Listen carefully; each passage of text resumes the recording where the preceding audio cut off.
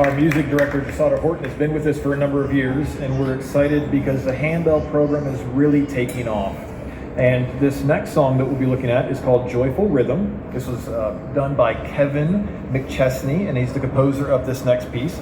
Our groups had fun learning it because we love to play mallets, and that adds a unique twist to handbells, and it turns it into an enormous marimba or a xylophone. So please enjoy Joyful Rhythm.